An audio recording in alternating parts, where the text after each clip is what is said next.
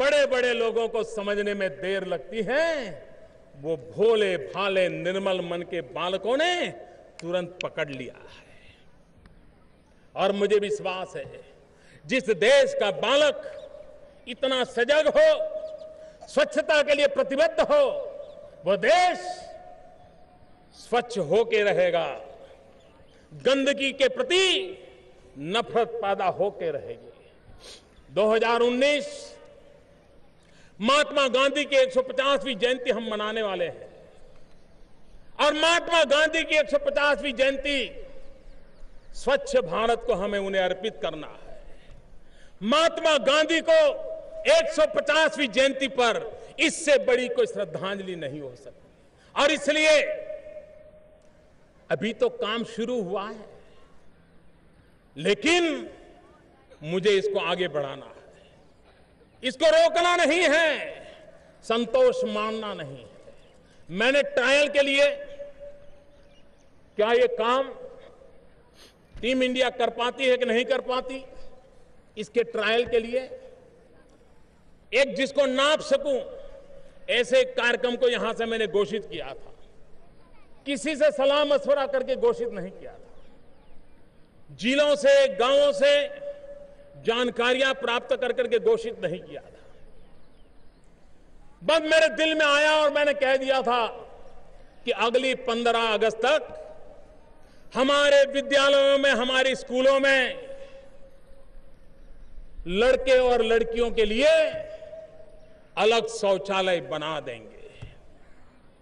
और बाद में जब हम काम शुरू किया, टीम इंडिया ने अपने जिम्मेवारी को समझा, ध्यान में आया इस देश में 2,62,000 विद्यालय ऐसे थे जिसमें 4.25 लाख से ज्यादा टॉयलेट बनाने थे। यह आंकड़ा इतना बड़ा था कि कोई भी सरकार सोचती कि नहीं साहब, इसके लिए समय बढ़ा दीजिए, लेकिन टीम इंडिया का संकल्प देखिए, किसी ने भी समय बढ़ाने की मांग नहीं की। और आज 15 अगस्त को मैं उस टीम इंडिया का अभिनंदन करता हूं कि उन्होंने भारत के तिरंगे झंडे का सम्मान करते हुए इस सपने को पूरा करने में कोई कसर नहीं छोड़ी और करीब करीब सारे टॉयलेट बनाने के काम में टीम इंडिया ने सफलता पाई है। मैं इसके लिए राज्य सरकारों को अभिनंदन देता हूं, जिला इकाई में बैठे हुए सरकारी अफसरों को अभिनंदन करता हूं, शिक्षा संस्था में बैठे हुए नीति निर्धारक हो या संचालक हो, उन सबका अभिनंदन करता हूं।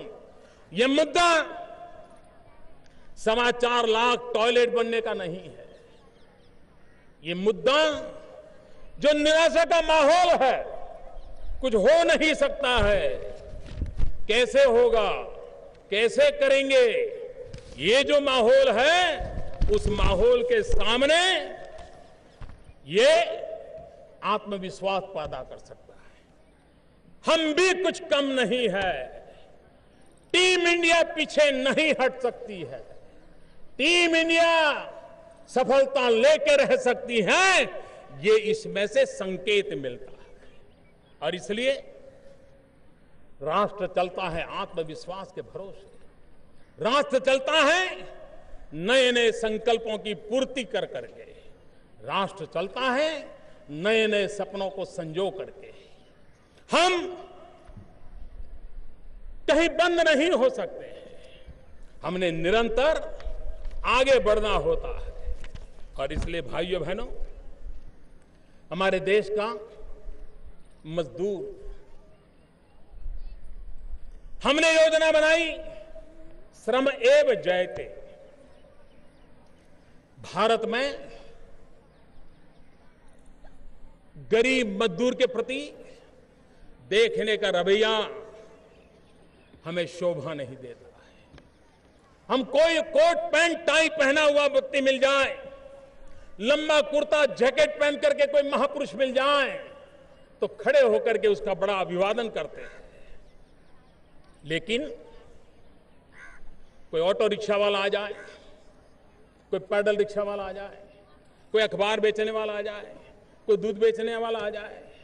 इन गरीब के प्रति हमारा देखने का भाव ठीक नहीं है। राष्ट्र की इस कमी को 125 करोड़ देशवासियों ने अपने मन के संकल्प से मिटाना है, जिनके कारण हम अच्छे दिखते हैं, जिनके कारण हमारा अच्छा काम होता है, उससे बड़ा हमारा कोई हितैषी नहीं होता। और इसलिए डिग्निटी ऑफ लेबर, श्रमिकों का सम्मान, श्रमिकों का गौरव, यह हमारा राष्ट्रीय कर्तव्य होना चाहिए, यह हमारा राष्ट्रीय स्वभाव होना चाहिए, यह जन जन की प्रवृत्ति होनी चाहिए, यह जन जन की वृत्ति होनी चाहिए। पिछले दिनों कुछ योजनाओं के तहत जो अनऑर्गेनाइज्ड लेबर हैं, उनको विशेष पहचान पत्र देने का हमने अभियान प्रारंभ किया है। उस पहचान पत्र के द्वारा उसको कई सुरक्षा की योजनाओं का लाभ मिलने वाला है। इन असंगठित मजदूरों की तरफ कभी देखा नहीं जाता था। उसी प्रकार से हमारे देश के मजदूरों ने अपनी मेहनत से सरकार की तिजोरी में अपना हिस्सा जमा करवाया। धीरे धीरे ये रकम 27,000 करोड़ रुपए पहुंची। लेकिन वो मजदूर बेचारा 6-8 महीना नौकरी करके कहीं और चला जाता है, फिर साल 2 साल के बाद कहीं और चला जाता है। आगे जहां पैसे कटवा करके आया है उसका कोई हिसाब किताब रहता नहीं। पूंजी भी इतनी कम होती है कि मन नहीं करता है कि चलो 200 रुपया किराया करके फिर वापिस जाके पैसे ले आऊं। और इसके कारण 27,000 करोड़ रुपया मेरे देश के गरीबों का, मेरे देश के मजदूरों का, उनकी पसीने की कमाई का सरकार की तिजोरी में सड़ रहा था।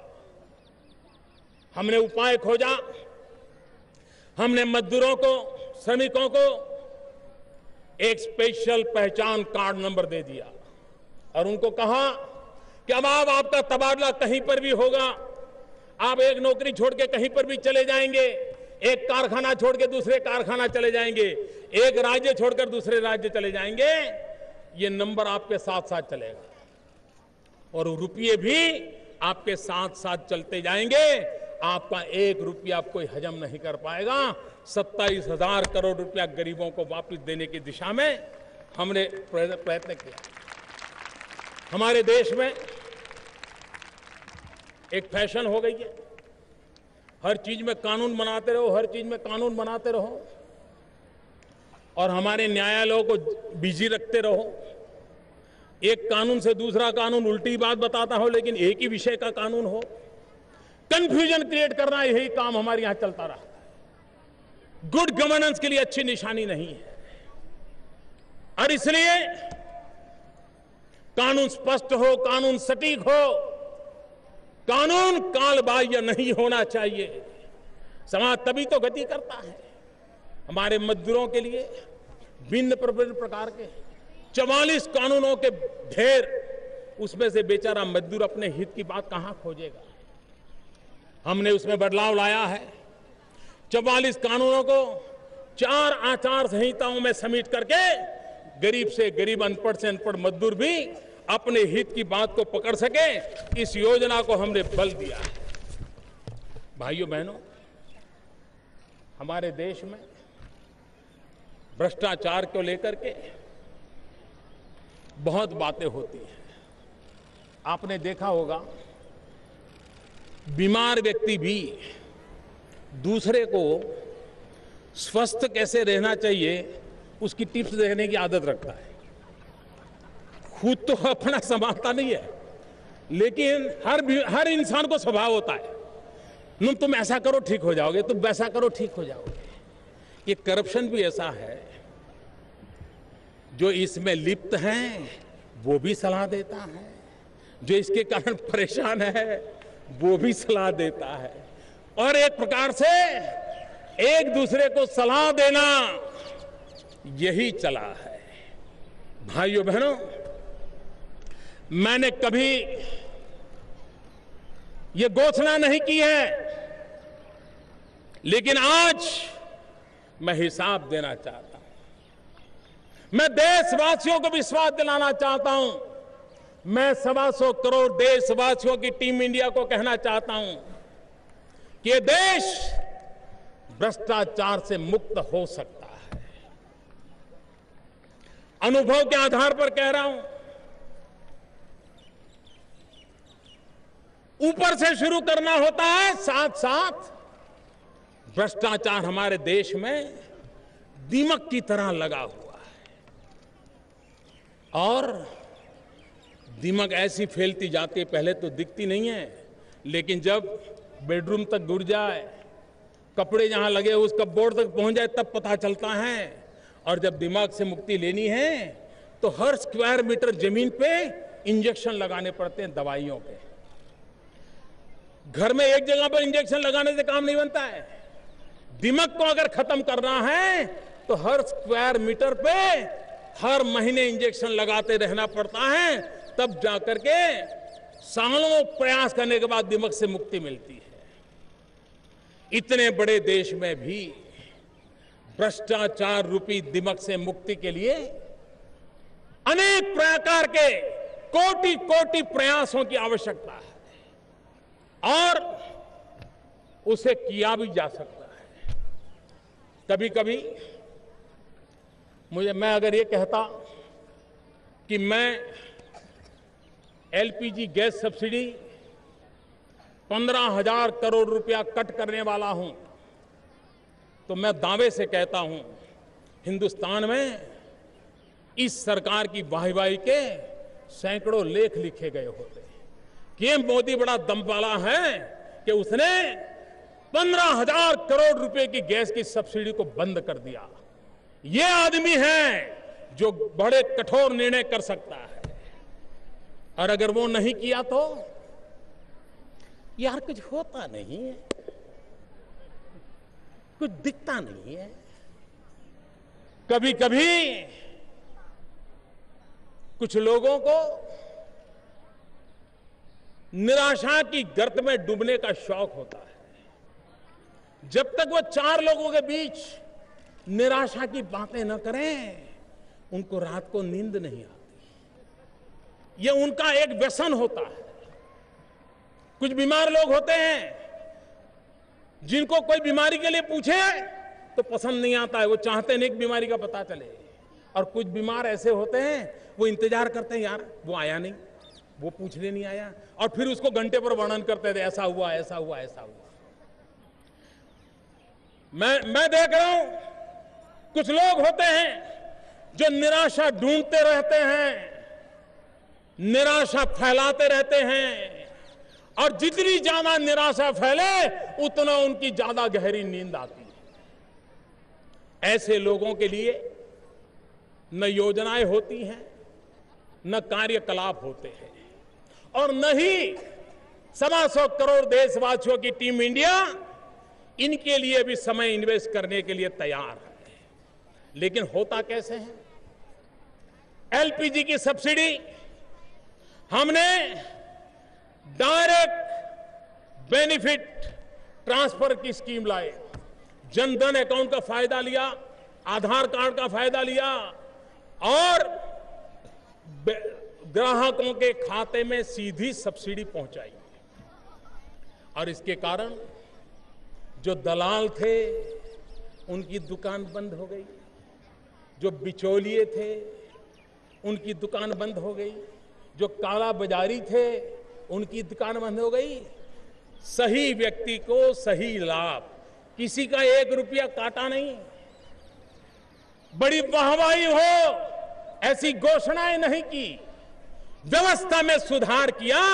और मैं आज मेरे 125 करोड़ देशवासियों की इंडिया टीम को कहना चाहता हूं, इसके कारण करीब 15,000 करोड़ रुपया, हर साल का 15,000 करोड़ रुपया, जो कि गैस सिलेंडर के नाम से चोरी होता था वो बंद हो गया, भ्रष्टाचार चला गया मेरे देशवासियों। लगता होगा काम कैसे होते हैं मेरे भाइयों बहनों। 15,000 करोड़ रुपया भारत जैसे देश के लिए सामान्य बात नहीं होती है, और वो हमने करके दिखाया। और हमने खुली वेबसाइट बनाई, डीलरों को यहां बोर्ड लगवाया।